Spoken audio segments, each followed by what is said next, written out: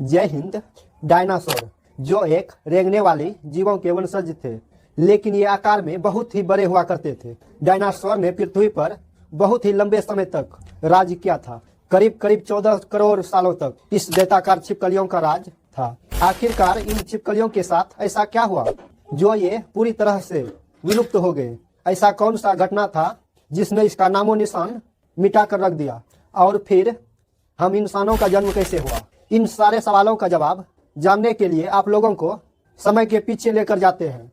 आज से करीब 6.5 करोड़ साल पहले, उस समय भी धरती का पर्यावरण पूरी तरह से नॉर्मल था। उस समय धरती पर डायनासोर काफी ज्यादा संख्या में हुआ करते थे। इसके अलावा और एक प्राणी था जो आकार में बहुत छोटे हुआ करते थे एवं वह धरती में मांग खोद कर रहा करते थे। चूहा के समान वो व्यवहार भी करता था और यही हमारे पूर्वज थे। इसी से हम लोग विकसित होने वाले थे, मेमल्स यानी स्तनधारित जीव। आपके जानकारी के लिए बता दें कि डायनासोर अंडे देते हैं लेकिन मेमल्स बच्चे।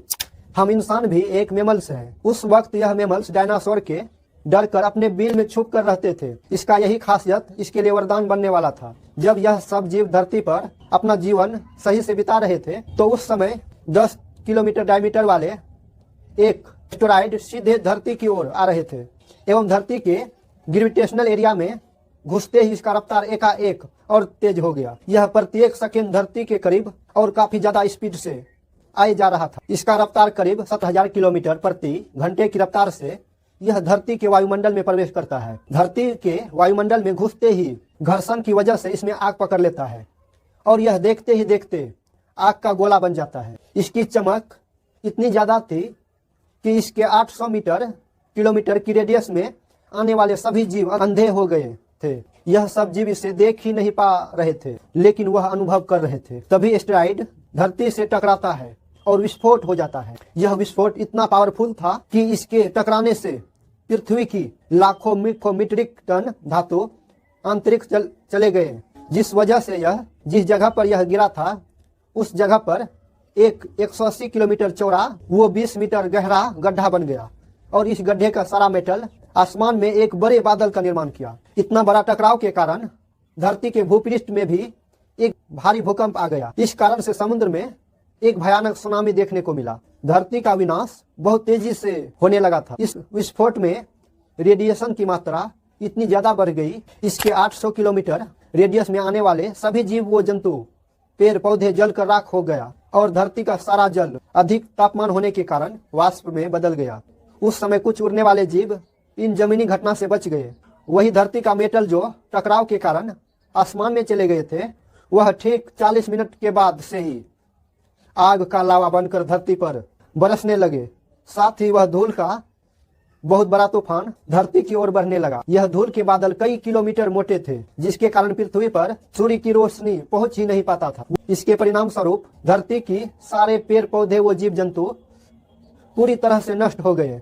इस बादल ने धरती को चारों तरफ से ढक लिया था। विस्फोट के 90 मिनट बाद ही धरती का तापमान लगभग 150 डिग्री सेल्सियस तक पहुंच गया, जिसके कारण वह डायनासोर जो विस्फोट के इलाके से बहुत दूर रहते थे, वह भी इस भीषण गर्मी से अपने आप को जिंदा नहीं रख पाया। इस महाप्रलय से धरती की कुल आबादी का 70 से 80% पूरी तरह से खत्म हो चुका था। लेकिन यह महाप्रलय किसी के लिए एक वरदान साबित होने वाला था। डायनासोर का अंत एवं एक नई प्रजाति के लिए सुनहरा अवसर बनने वाला था। वह था मेमल्स। मेमल्स ने खुद को इस महाप्रलय से बचने के लिए मट्टी के अंदर रहने लगा एवं वह जिंदा रहने के लिए उन्होंने सब कुछ खाना शुरू कर दिया। इस डायनासोर का अवशेष समय आगे चलकर मिलने वाला था, जिसके परिणाम स्वरूप आज हम इसके अस्तित्व का पता लगा पाते हैं। महाप्रलय के लाखों साल बाद अब इस धरती पर पूरी तरह से डायनासोर से मुक्त हो चुका था एवं धरती पर एक नई शुरुआत की प्रक्रिया तेजी से चल रही थी। उन्हीं के दौरान यह मेमल्स समय के साथ विकसित भी हो रहे थे। अब यह आकार में पहले से काफी बड़े हो चुके थे, परंतु अभी भी यह दिखने में इंसान की तरह बिल्कुल भी नहीं लग रहे थे, क्योंकि इसे आगे चलकर कई अन्य प्रजातियों में विकसित होना था। आज से करीब 4.7 करोड़ साल पहले अब धरती का वातावरण लगभग नॉर्मल यानी आज के मौसम के समान बन चुका था और उस वक्त धरती का तापमान लगभग 24 डिग्री सेल्सियस हो गया था और उस समय एक दिन करीब 24 घंटे का होता था और तब तक सारी महाद्वीप की रचना भी हो चुकी थी। लेकिन अभी भी एक महाद्वीप बनना बाकी था। धरती के निचले परत में एक बार फिर से हलचल होती है, जिसके कारण बड़े बड़े द्वीपों को आपस में जोड़ने लगती है। यह जोड़कर वही भूभाग बनते हैं जहां हम और आप अभी रहते हैं, अपने परिवार के साथ रह रहे हैं, यानी हमारा भारत, जो एशिया महाद्वीप की ओर तेजी से बढ़ रहा था। इन दोनों को आपस में टकराने से एक नई पर्वत श्रृंखला का निर्माण हो जाता है और उसी पर्वत श्रृंखला का नाम हिमालय है एवं यह है दुनिया की सबसे ऊंची चोटी वाला पर्वत माउंट एवरेस्ट बन जाता है। इस पर्वत श्रृंखला में गिरने वाला बर्फ आगे कई नदियों का स्रोत बनने वाला था, जो भविष्य में दुनिया का लगभग 50% आबादी को पानी देने वाली नदी बन जाते हैं। लेकिन इस धरती पर अब भी कुछ कमी रह गई थी, वह थे हम मनुष्य। लेकिन स्थिति और परिस्थिति दोनों ही अब बदलने वाले थे। आज से करीब 40 लाख साल पहले अफ्रीका के पूर्वी इलाके में एक नए पर्वत श्रृंखला का निर्माण हुआ, जिसका नाम है ईस्ट अफ्रीकन रिफ्ट वैली। यह पर्वत यहाँ आने वाले मानसूनी हवाओं के लिए एक अवरोध बन गई थी। इसी कारण यहाँ के जंगलों में बारिश आना बंद हो गई और इसी जंगल में रहते थे इप्स। वे पेड़ के ऊपर रहते थे, जहाँ उसकी खाने की कोई कमी नहीं थी। सदियों से ये हमेशा पेड़ पर ही रहते, लेकिन समय के साथ साथ तेजी से सूखा पड़ने लगा। बिना बारिश न होने की वजह से जंगल भी पूरी तरह से साफ होने लगी और ये इस के लिए बहुत बड़ी खाने की प्रॉब्लम हो गई एवं खाना की तलाश में उन्होंने पेड़ से उतरने का डिसीजन लिया एवं उन्होंने बहुत बड़ा निर्णय लिया था। अब इसका दिमाग एक संतरे जितना बड़ा हो गया था और इसका आकार लगभग 4 फीट लंबा भी हो गया था। कई हजार सालों के विकास के बाद हमारे पूर्वज अब 2 पैरों पर चलने लगा था। अब इसको ऊर्जा भी कम खर्च होने लगा था और इसकी खास बात यह था कि यह अब चलते हुए भी खाना खा सकते थे और इसका दिमाग भी तेजी से बढ़ रहा था। यह धीरे धीरे होशियार भी हो रहे थे एवं समय के साथ साथ विकास की प्रक्रिया चलती रही एवं हमारा पूर्वज धीरे धीरे विकसित होने लगी एवं इसका दिमाग भी बड़ा होने लगा। अब वह समय आ चुका था कि वह अपने खाने के लिए शिकार करना शुरू कर दिए थे और अब वह पत्थर से हथियार भी बनाने लगे। कुछ समय बीतने के बाद हमारे पूर्वज आग का आविष्कार भी कर लिया, जिसके कारण उसने अब ठंड से बचने के लिए गर्मी, अंधेरा से बचने के लिए रोशनी एवं कच्चे मांस को खाना छोड़ इसे पकाकर खाने लगे, जिससे उसे